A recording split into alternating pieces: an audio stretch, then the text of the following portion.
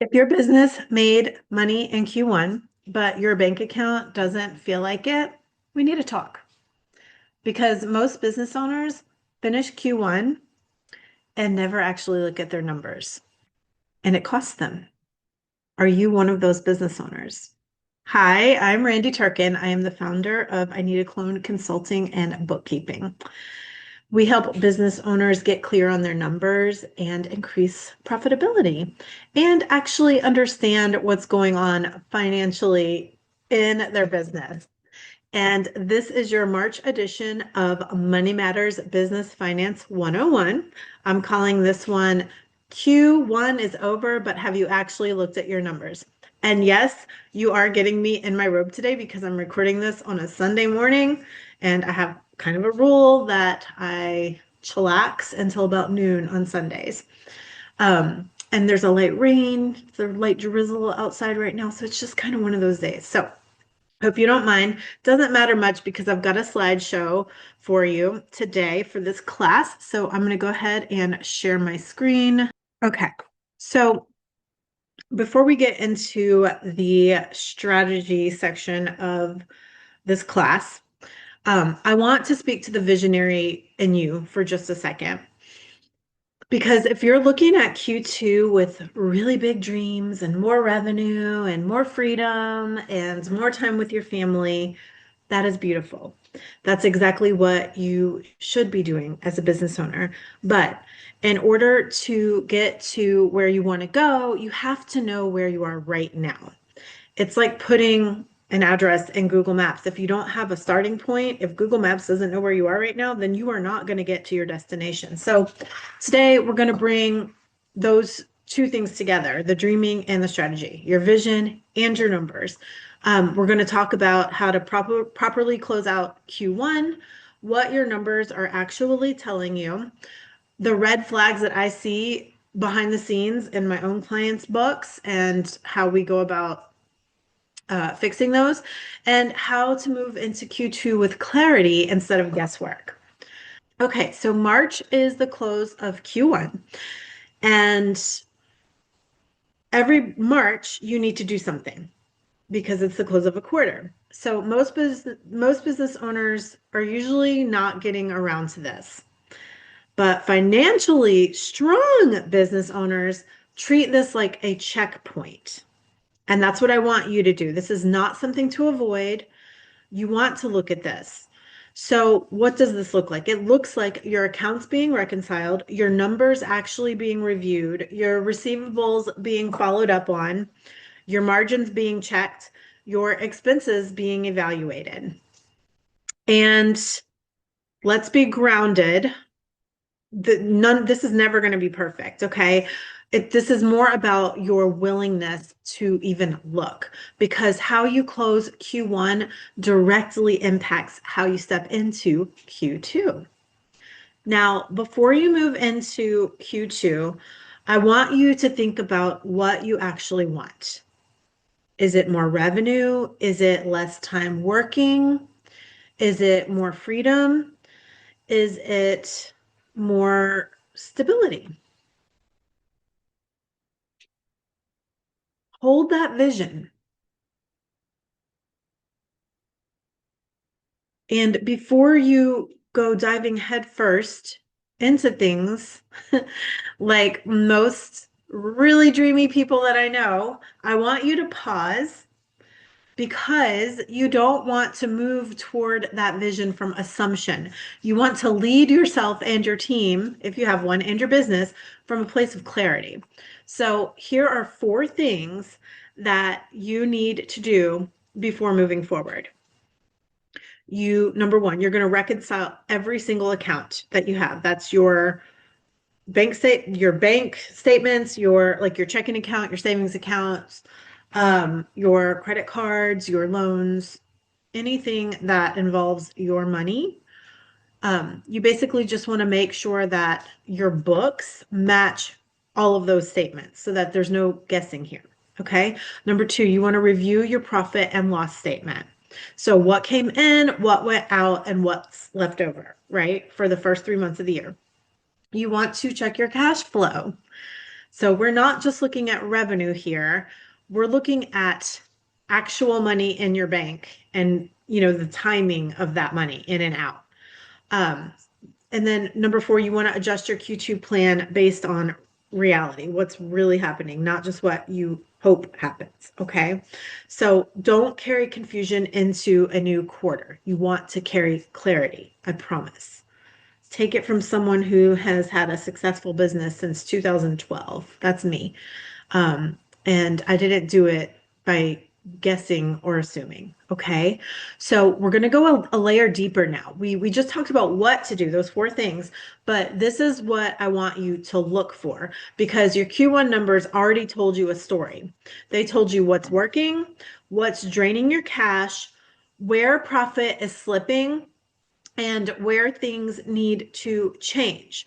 But you only see that if you actually look at the right numbers. So this is not just revenue. Too many people make that mistake. They're going, oh, I did great, but they're not looking at everything else. You need to know your margins, your expenses, your cash flow, and your owner pay. That is where the real insight is. Okay. So let's simplify this. There are the 5 numbers that I want you to look at. So revenue, this is the money coming into the business. Did you hit your Q1 sales goals? You want to compare January through March to whatever projections you might have had for the quarter and also to Q1 of last year. So look at monthly trends. Are you growing? Are you flat?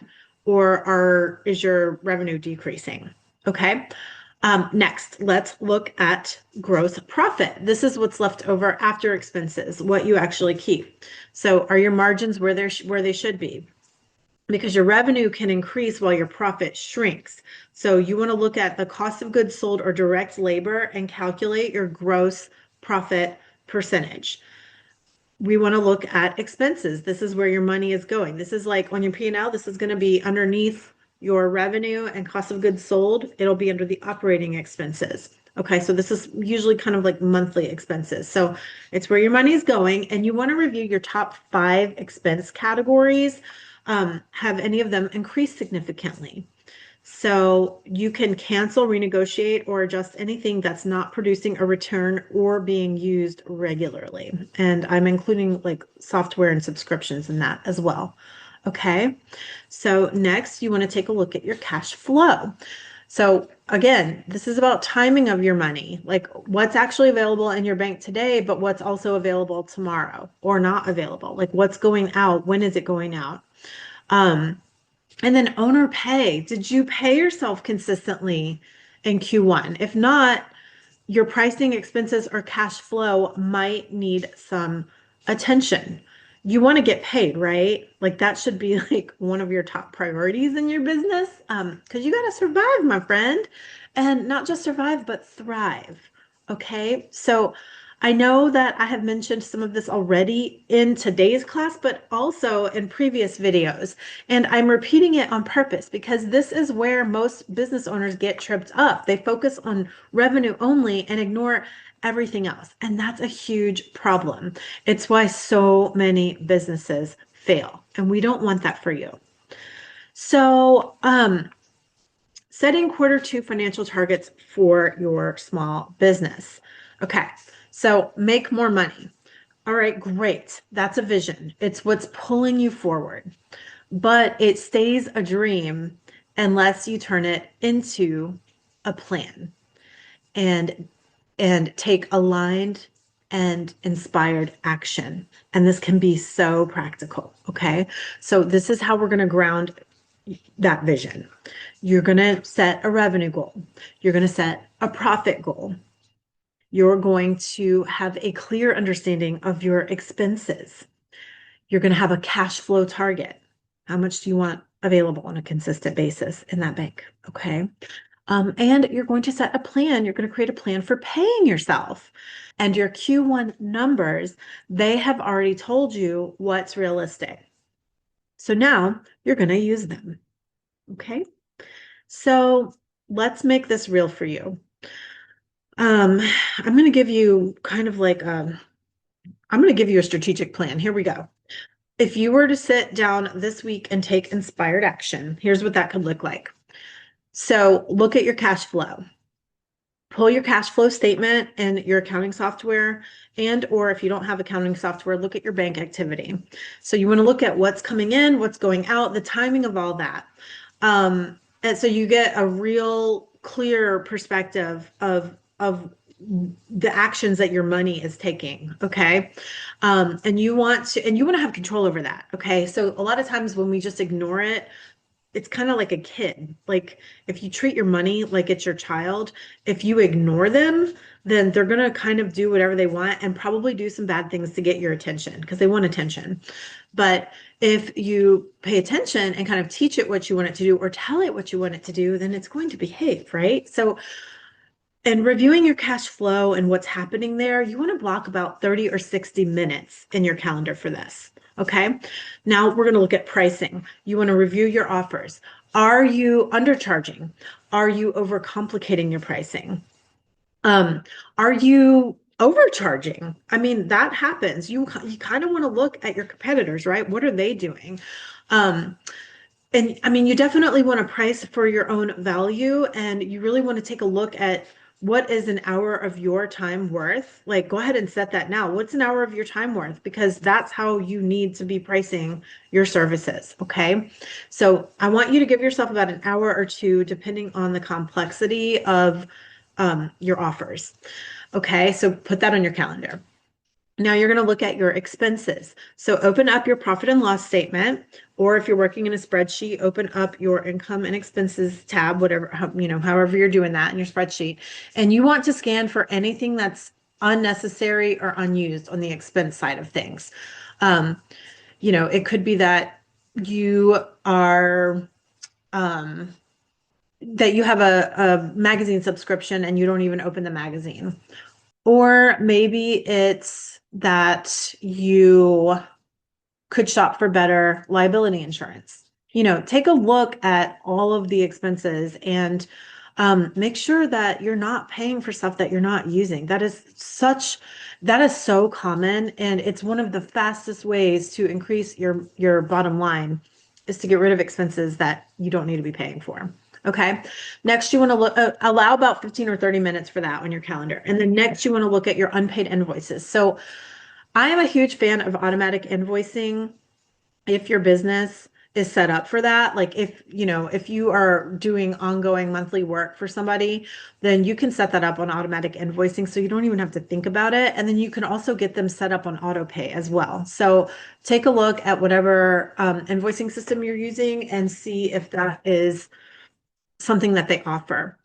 If you don't have that available to you, then you need to follow up with the client, or figure out a new system that is going to allow you to set up auto pay, because you don't have time to be chasing people down for payment. Okay. That your time is very valuable. You just placed an hourly value on that.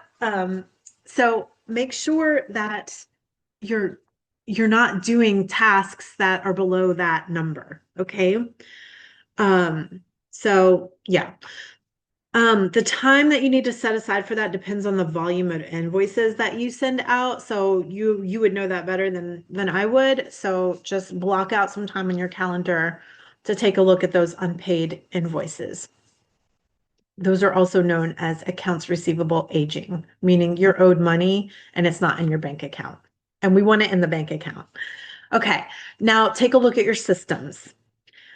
You want to pick one, whether that's your task manager or your, storage for your files, your workflow, like whatever systems you're using in your business, clean that up. Pick one and clean it up and give yourself enough time to do that. Put it on your calendar now. Okay.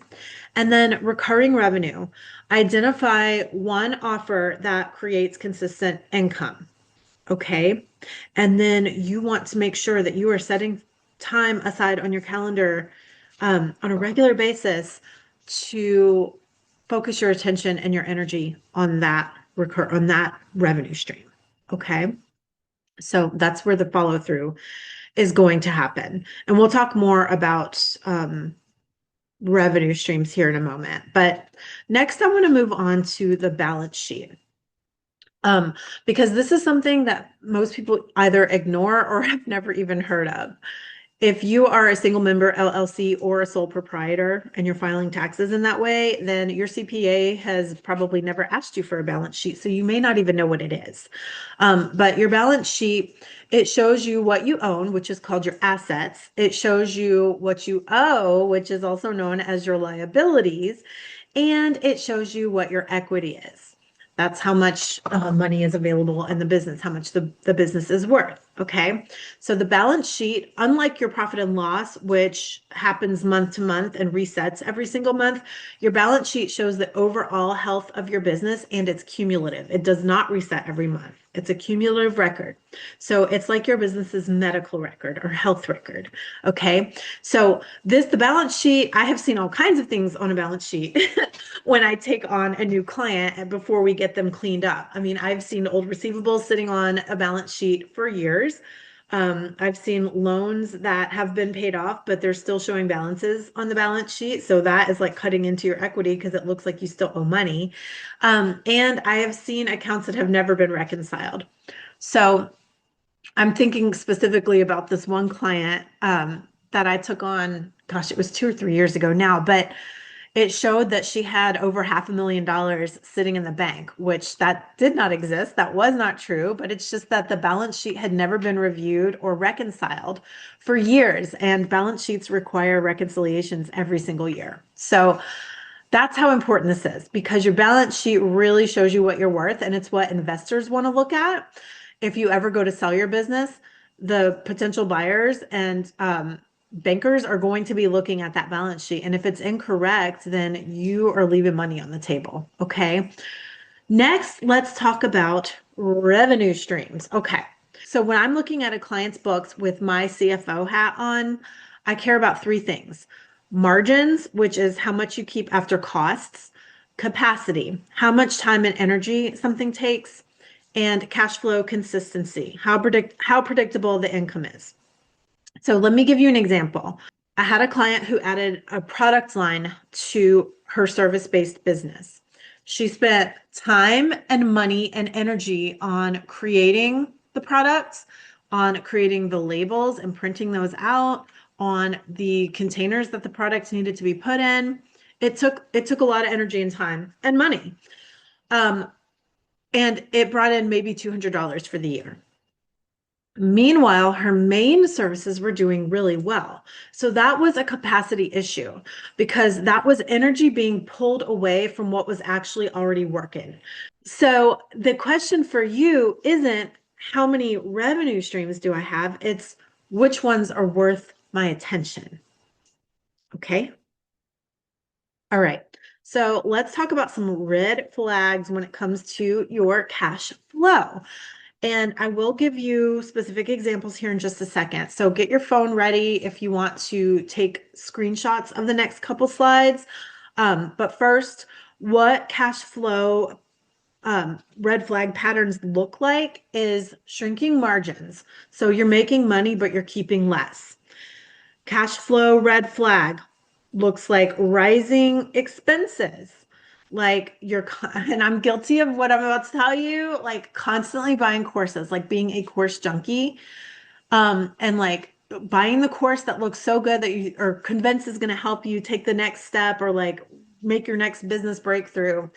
But you're buying all these courses and you're not increasing revenue. So rising expenses is another cash flow red flag. Um, Unreconciled accounts, meaning that your books don't match your actual bank accounts. Okay. And lastly, negative balances, which that often signals that something is off in your books.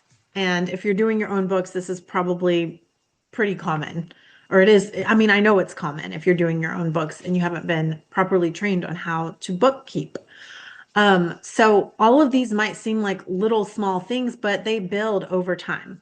So, okay, the next two slides, you can take screenshots of these. This might help. So, let's just go through these one at a time. Okay. The revenue is growing, but the cash is tight. So if your sales are up, but your bank balance isn't, you want to review your accounts receivable and payment terms. So Are you giving people too long to pay? Do you have a bunch of invoices sitting in accounts receivable, aging, like we just talked about? You're going to want to tighten your invoice processes and follow up on overdue invoices weekly. Okay, now let's talk about low or shrinking gross profit margin. So if your cost of goods sold or direct labor is too high, your pricing may be off. You want to calculate your gross profit percentage and adjust pricing or reduce direct costs. So the way to calculate your gross profit percentage is you want to take your net income, which is the bottom line, and divide that by your gross profit, which is up top. So that would be your revenue and your cost of goods sold, whatever that line is. Divide your net income by that number. That's how you find out your gross profit percentage. Okay. This is something that actually I had a client and I loved this client dearly, and their business was so needed in the community that they were serving, and they went bankrupt. And it's because they followed the advice of someone who is not a money person about how much they should be paying their contractors, and they went broke because their pricing wasn't accurate for the amount of money that they were paying the contractors. And it happened really quickly. That it can happen fast. So you really want to be looking at this on a quarterly basis. And if you have someone in your life who is a money person, listen to what they're saying. They want you to succeed. Okay. Okay, negative bank balances. Unless you're experiencing frequent overdrafts, a negative balance is often a sign that your accounts are not reconciled correctly. So you want to reconcile the bank accounts on a monthly basis and investigate any discrepancies immediately. We do this for our clients, and it is so much easier because if there is an issue, we can find it in that month instead of having to look back through a whole year's worth of transactions. Okay, so grab that screenshot if you haven't already before I move to the next one. Okay. Unreconciled accounts. If bank and credit card accounts are not reconciled monthly, then your reports are not reliable. Let me say that again. If you are not reconciling on a monthly basis, then your reports are not reliable. We have a 7-phase process in our bookkeeping for our clients, and reconciling the accounts is phase number 4. It is a checks and balances system to make sure we have captured everything correctly before we move on to the monthly review section of the bookkeeping or phase of the bookkeeping. Without that, I cannot hand financial statements to a client and trust that we did the work correctly. So you have to reconcile your accounts. Please, please, please make sure you're reconciling your accounts. If you're not, then there is a good chance that there are mistakes and that you're leaving money on the table when it comes time to tax time, and you're not making good decisions based on truth. Okay. Lastly, inconsistent owner pay. If you cannot pay yourself consistently, there's likely a cash flow or pricing issue. So do you see how all of these things are interconnected? It's like this web, they all work together. You want to pay yourself. I've said that already in this class. Like, why are you starting a business if you're not wanting to make money and keep some in your pocket, you know? So make sure you are setting a fixed owner's draw or salary for each month and build your budget around that. Maybe I will do a profit first class at some point. That's where the business owner pays themselves first before everything else, before you take everything else into account. So maybe we'll do a class like that. Let me know if you want a class on profit first. Okay. I have a kitty cat who really wants to be in my lap right now. So this is Zip. Hi, buddy. You're going to help me teach? He's a big baby, but he doesn't want anyone to know that, do you? Okay, what's next on the list here? All right, cash reserves. Okay, that is just a fancy way to say emergency fund. So if I'm sure you've probably heard the term emergency fund for your personal expenses. That's where you have money set aside in case of emergency. Cash reserves, it's the same thing for your business, okay?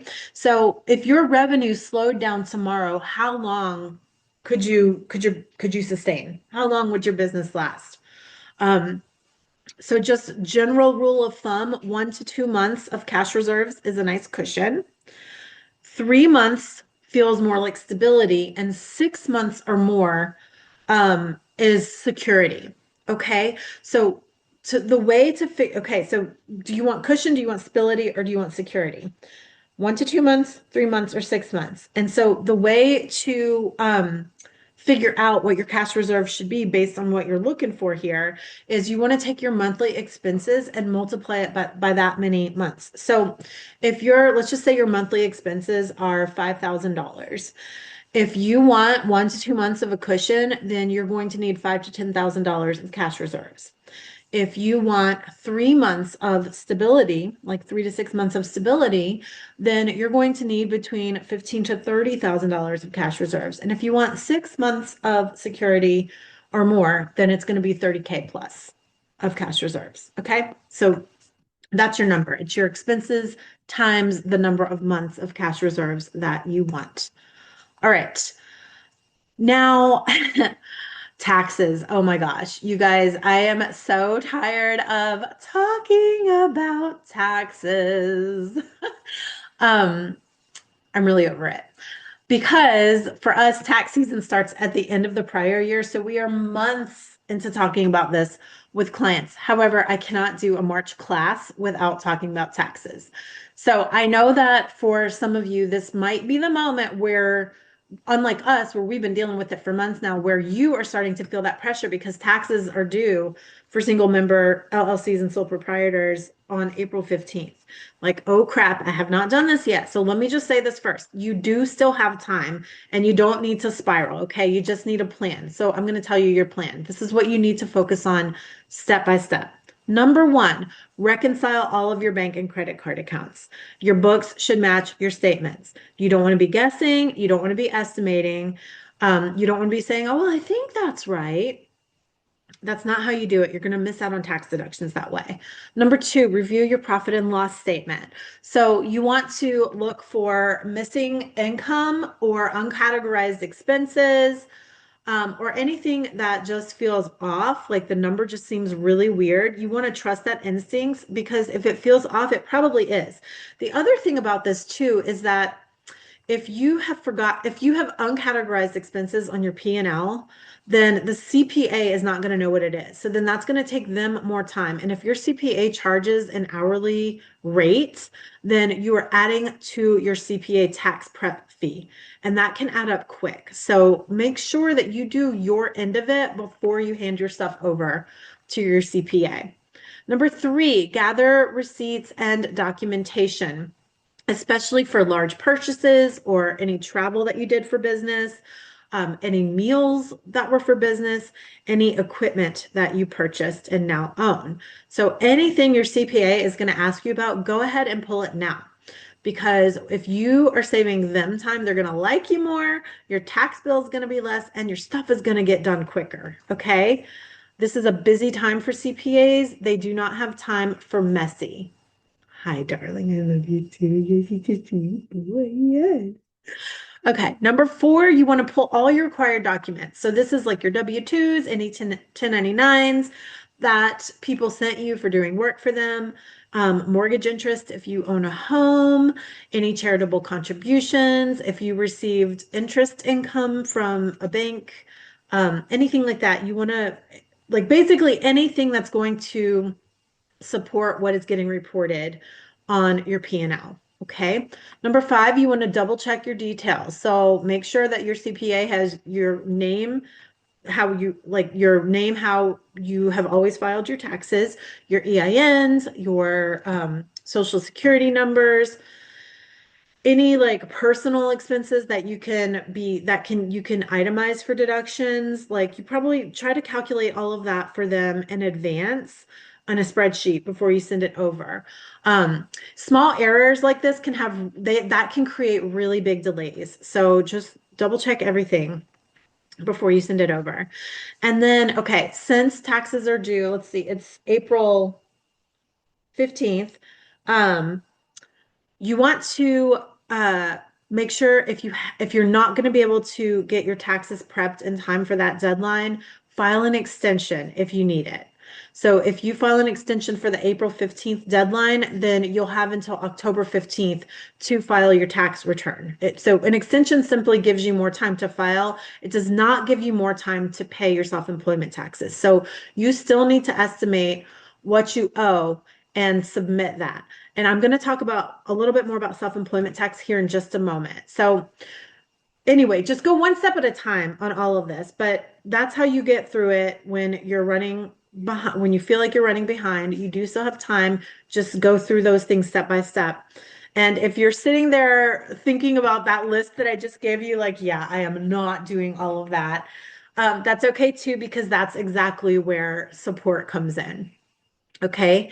So the last thing about that self-employment tax that I wanted to mention is you might owe an IRS penalty if you don't pay enough throughout the year. So a lot of people, if you're brand new to business, you don't realize this until it's already happened. So here's how this works in simple terms. You're generally in the clear if you meet one of the following. If you owe less than $1,000 after withholding and credits, if you paid at least 90% of your current year's self-employment tax, or if you paid 100% of last year's tax, whatever is smaller. So the part that trips people up is that estimated taxes are not just about how much you pay, they're also about when you pay. They're typically due in 4 installments throughout the year. So like your January through March net income is due on April 15th generally. The Q2, this is weird, it's only for April and May, just 2 months of net income. That's typically due June 15th.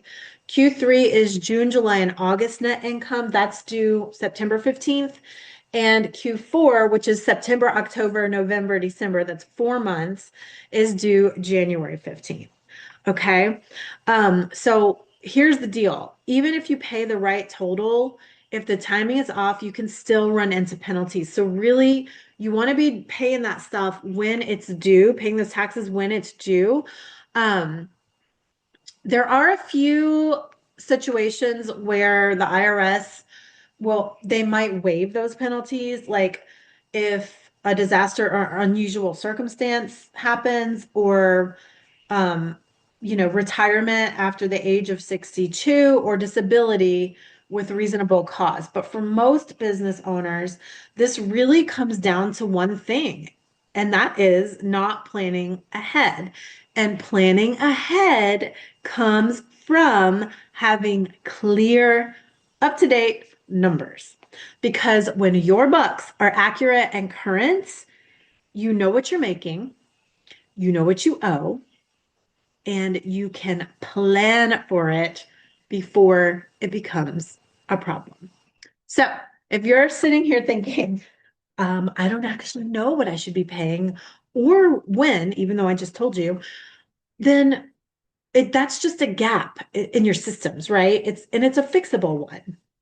So, this is part of what clean books actually do.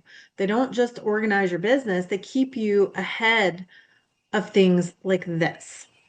So, good bookkeeping is financial protection. Without it, your books get messy or incomplete, and that does cost you money. It costs you money in missed expenses, which means missed deductions. So that's going to be errors on your tax return. It's going to be penalties if you're late paying your self-employment taxes, or penalties if your tax return is wrong and you get audited. Okay. Clean books give you accuracy, clarity, and really, really, really good decision-making tools. Okay. So everything we just talked about, it becomes significantly easier when it's handled consistently, month after month, because when your books are maintained properly, you're not scrambling, you're not guessing, you're not overwhelmed, because you already know what's going on. And if you're thinking, okay, I understand this, but I don't want to manage any of this myself because it feels overwhelming, then that is where we come in.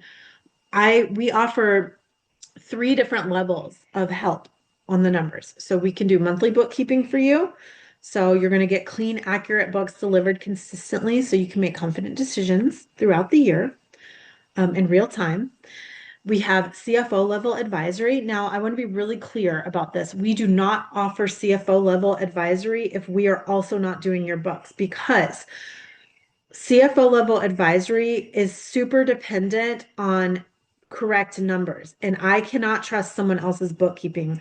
I want to be doing the bookkeeping because I trust my own work. So this is the level of service that we offer for strategic financial oversight, for scaling businesses, and helping you increase your profitability. And then lastly, we have financial foundations. This is for early stage entrepreneurs who want to understand and manage their own numbers. And right now, I'm only offering this one-on-one. I do plan on creating a group offer for this where it's going to be, a group online course and probably a membership, but I don't have that in place yet. I want to make sure that I have the capacity to run something like that. So right now, I'm just offering that one-on-one, but you can look for a group offering in the future. So the financial foundations is great for early stage people who are making $75,000 or less, because you may not actually need a bookkeeper yet, but I can teach you exactly how to set up your systems, how to do the books each month, how to read the statements like a CFO does, like read and interpret the language of numbers so that you really understand the story that your business story that your numbers are telling you. Okay. So this is great for people that are making 75K or less. If you're above that, then you're probably busy and you probably need somebody else doing your books for you. So we would do your monthly bookkeeping there. Okay. And then I would suggest for CFO level advisory, I mean, really, you want to be probably making 150K to 200K before you go there in revenue. Okay. Because it is a pricier offer. And so you definitely want to make sure that you have enough cash flow for that. So I think that's it for the class. So at the beginning of this class, we talked about your vision, what you want your business to become. And that truly matters. That's the dream, and you can't have your business without the dream. So the strategy comes from from knowing where you are right now. And your numbers tell you that, because they do tell you what's working and what's not, and what's possible and what needs to change. So you need your starting point in order to get to your destination. So I'm going to leave you with that right now. Just so you know, I do these Money Matters classes once a month at the end of the month. And then every week in between, I'm sharing other things, whether that's about manifesting or building confidence, or a personal story of something that happened to me that gave me deeper insight about something. Because the truth is that, if you're not working on yourself personally, then your business is never going to grow, because your business is dependent on you to evolve and grow if it's going to evolve and grow, right? So I talk about a whole lot of stuff. I am the dreamer and the doer. I am the manifesting strategist. And so you definitely need the vision with the aligned and inspired action. And I'm here to help you with that. So let me know if you have any questions. Just drop those in the comments. If you want to book a discovery call with me and find out how I can help you specifically, you can do that at ineedaclone.com/get-started. I'll drop that in the description here. And then also, just so you know, I do run a monthly special every single month. It's always something different. This month, this ends on March 31st. But if you catch this like a week into April, I will still honor it. Right now, I am offering, if you book a 3-month cleanup or backwork project, meaning like 3 months or more, meaning I'm going to go back and clean up your books for you to get them prepped and for you to file your taxes and have a clean set of trustworthy books. If you book a project like that involves 3 or more months, then I'm giving your first month of monthly ongoing bookkeeping for free. And that's a huge deal. Like that's worth a lot of money. So you might consider doing that if you're like, oh my God, tax season is like almost over and I haven't even started. So that's what the March special is. And then I'm not sure what April is yet. I have to look, but Anyway, there's always going to be a monthly special, and you can find that always at the same link. That's IneedAClone.com/monthly-special. So I'll leave you with that. I'll see you next week for a brand new topic, and then I'll see you at the end of April for the next Money Matters class. Okay, have a beautiful day. Thank you so much for being here. Bye.